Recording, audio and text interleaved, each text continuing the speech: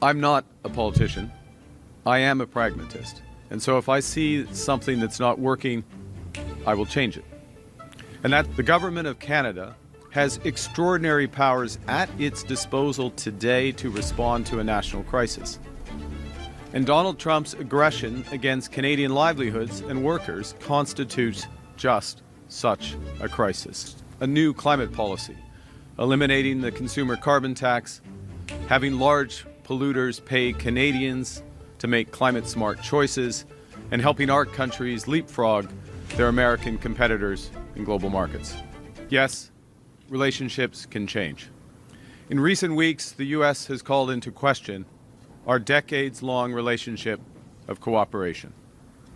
And while I welcome the temporary suspension of U.S. tariffs and very much welcome the joint plan to address the scourge of fentanyl, recent events have been a wake-up call for Canadians. The world has changed, and we too must change to realize the full promise of our great country. Canadians want change with a plan that stands up for Canada and creates an opportunity for all Canadians. Canadians want change with a new, positive leadership that ends division and builds together. Now, I'm not a politician.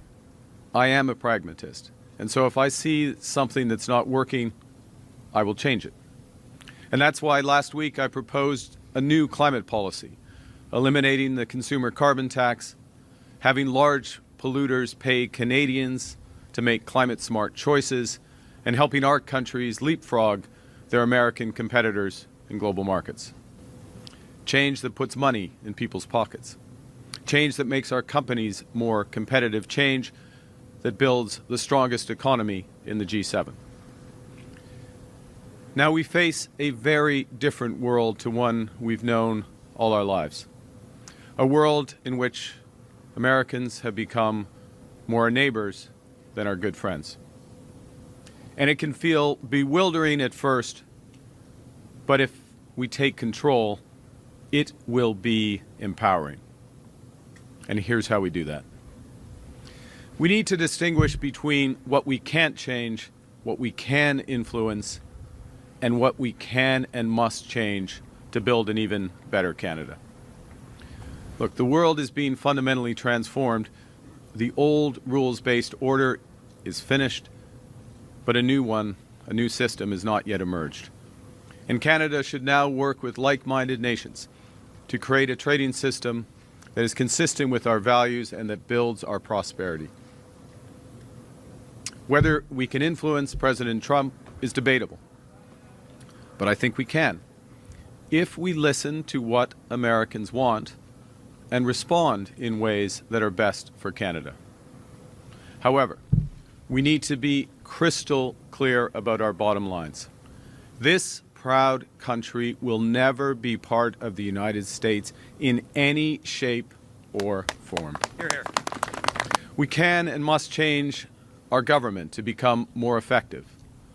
Canadians deserve a government that works for them, a government that's focused on outcomes, not spending, a government that spends less and invests more.